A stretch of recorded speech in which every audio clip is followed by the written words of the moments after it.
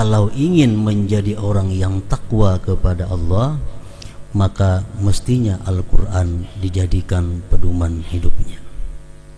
Al-Quran memberikan petunjuk kepada kita tentang makan, minum, berpakaian, berhias, kawin, rumah tangga, pergaulan, dan lain sebagainya. Dan Al-Quran pun pula memberikan petunjuk bagi mereka-mereka yang bertakwa kepada Allah, bagaimana cara mencari penghidupan di alam dunia ini. Salah satu petunjuk Al-Quran kepada orang-orang yang beriman, yang ingin bertakwa kepada Allah, bagaimana mencari penghidupan di dalam dunia ini. Salah satunya Al-Quran memberikan petunjuk, wa ahallallahu al-bai'a wa harramar riba yamhaqullahu riba wa yurbis sadaqat. Baqarah 275-276. Di sini Allah memberikan petunjuk kepada orang-orang beriman yang ingin bertakwa, bagaimana mencari sumber penghidupan atau rezeki. Allah memberikan petunjuk, wa ahallallahu al-bai'a, Allah telah menghalalkan jual beli. Wa harramar riba, Allah mengharamkan riba. Jadi jual beli atau perniagaan, perdagangan, salah satu petunjuk Allah kepada orang-orang yang beriman, yang ingin bertakwa untuk mencari sumber penghidupan atau rezeki itu. Dan Allah melarang keras mencari rezeki dengan cara riba, wa harramar riba. Yamhaqullahu riba wa yurbis sadaqat. Allah akan menghancurkan riba itu. Allah akan menghilangkan berkahnya riba itu. Wa yurbis sadaqat, dan Allah akan mengembangkan, menyuburkan sedekah. Ayat ini jelas memberikan petunjuk kepada kita bahwa riba itu tidak menguntungkan. Bahkan sebaliknya, riba itu menghancurkan. Allah Maha benar firman-Nya, yamhaqullahu riba, Allah menghancurkan riba. Jadi kalau kita berusaha mencari rezeki dengan jalan riba, pasti akan bangkrut usaha kita, pasti tertinggal hutang. Itu sudah jaminan Allah. Kalau ada orang yang riba tapi rezekinya luas, kalau ada orang yang riba tapi hidupnya makmur, itu adalah merupakan istidrajun minallah, lanjuran daripada Allah Subhanahu wa ta'ala, yang tidak lain adalah agar dia nanti di akhirat sempurna mendapatkan siksanya. Ini petunjuk Allah menjauhi riba.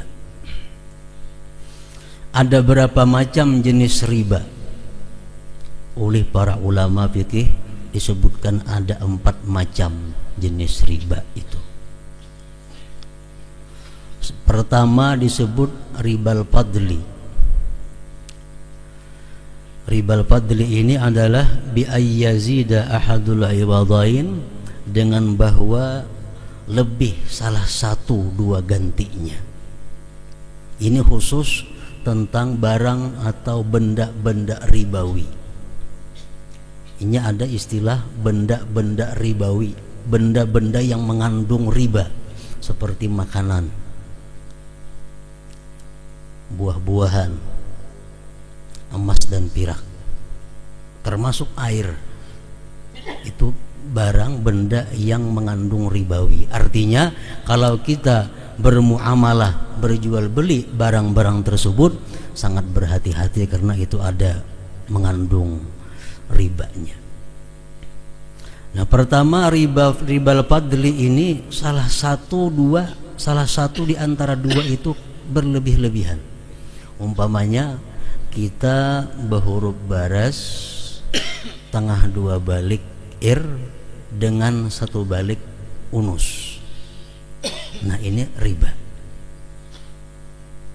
Baras kita baras ir 30 liter, ampun kawan unus 20 liter kita hurufakan. Nah itu riba. Kenapa? Karena lebih salah satu. Walaupun lain macamnya, tapi sama jenisnya pada baras. Emas kayak itu juga, pirak kayak itu juga, buah-buahan, kacang, jagung, kurma, anggur macam itu juga. Jadi kalau kita berhuruf misalnya jagung sebalik, lawan ampun kawan jagung tengah 2 balik, itu riba. Ribal fadli ngarannya itu. Yang kedua macam riba ini adalah riba nasai. Riba nasai ini bi ayyu ajjila ahadal iwadain, dengan bahwa dia menimpukan salah satu 2 gantinya. Contohnya kita berhuruf baras cuma kaina hurufannya walaupun sama. Kita berhuruf nah baras punikam siam pun ku unus, berhuruf sama sebalik kita. Ayuha kita ambil baras siamnya, cuma kaina kita menunjuk hurufannya. Nah itu namanya riba juga. Riba juga walaupun sama takarannya tapi betimpu, itu disebut riba nasai. Yang ketiga ribal yadi. Ribal yad ini bi ayyu fariqa qabla al-qabdi, dengan bahwa dia berpisah sebelum mengkabat, sebelum serah terima. Nah jadi ini barangnya barasku sebalik unus, baras ikam hurufannya sebalik juga unus, tapi belum dikabat ditinggalkan sudah. Nah itu ngarannya riba juga, tapi ngarannya ribal yadi. Ini barangnya mesti barang nang ada mengandung unsur ribawi tadi. Barangnya macam baras, buah-buahan, emas, pirak, banyu. Lain baju, nah itu kada mengandung unsur ribawi. Misal baju berhuruf puniknya masalambar pun ku 2, itu kada apa-apa. Atau belah pacah kada apa-apa. Barang bangunan kada apa-apa. Itu kada mengandung unsur ribawi, kada mengandung unsur ribawi. Yang keempat ribal qardi. Nah riba hutang ini yang banyak kita lakukan. Kullu qardin jarra manfaatan lil mukrid, tiap-tiap hutang yang ada manfaat bagi yang menghutangi, termasuk bunga, itu manfaat bagi yang menghutangi. Kita menghutangi orang duit 1 juta rupiah, tapi kendaraannya kita pakai hari-hari karena kita menghutangi lawan ingin 1 juta rupiah, itu riba. Ribal qardi. Karena kita menghutangi ingin 1 juta rupiah, sepeda motornya hari-hari kita pakai. Nah itu ribal qardi.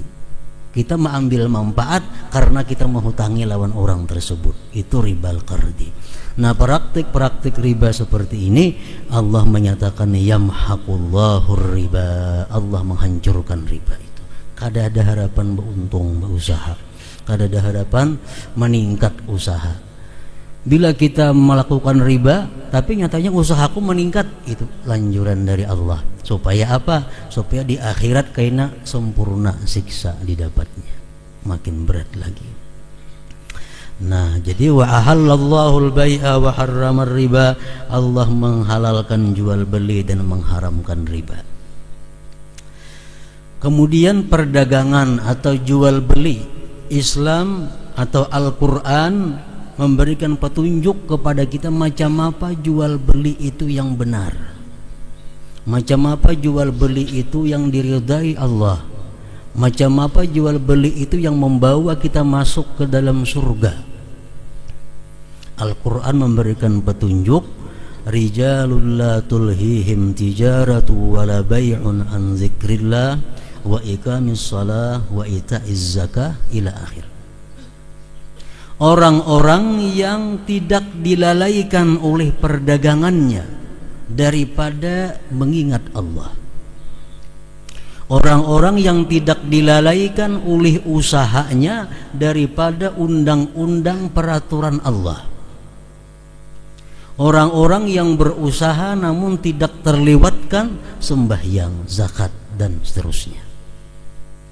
Nah, jadi artinya dalam berbisnis, dalam berusaha itu diperlukan satu, penjual ini ridha, yang membeli ridha, Allah selaku pengatur pun ridha. Kalau ketiga-tiganya ini ridha, maka usaha kita sesuai dengan petunjuk Al-Quran. Kita berusaha sesuai dengan huda, petunjuk. Berdagang, berusaha, jual beli, jangan sampai membuat kita melanggar hukum Allah. Jangan sampai lalai sembahyang fardu, zakat, puasa, dan seterusnya. Nah, jadi kita berusaha, berdagang, berjual beli, mencari untung. Itu tujuan jual beli, mencari untung. Jangan sampai mengorbankan agama, mengorbankan hukum Allah Subhanahu wa ta'ala. Jangan asal untungnya. Banyak jual beli, ujungnya banyak, tapi Allah kada senang, Allah kada ridha. Salah satu contohnya, orang menukar buah di pohon, buahnya masih mentah dan kada dipotong situ saini.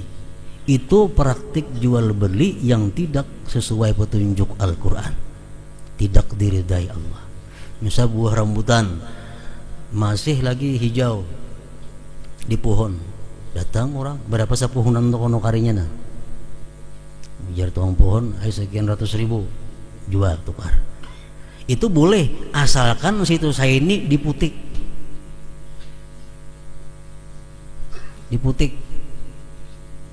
jangan digunakan. Tapi kalau jual belinya itu buahnya sudah masak, buah sudah masak, nah kita tukari semuaan itu, boleh kada dipotong situ saya ini, kaina aja memotong, terbalik kalau pinanya nih. Tapi itulah hukum Allah Subhanahu wa ta'ala. Itu hukum petunjuk daripada Al-Quran. Kalau kita menukar buah nang di pohon masih mentah, boleh, tapi ambil situ saya ini buahnya, jangan diganakan seminggu, 2 minggu, apalagi sampai masak. Jangan sampai demikian. Itu bertentangan dengan petunjuk Al-Quran. Itu ngarannya berusaha tapi melingahkan, melalaikan undang-undang Allah, zikrillah, hukum-hukum Allah Subhanahu wa ta'ala.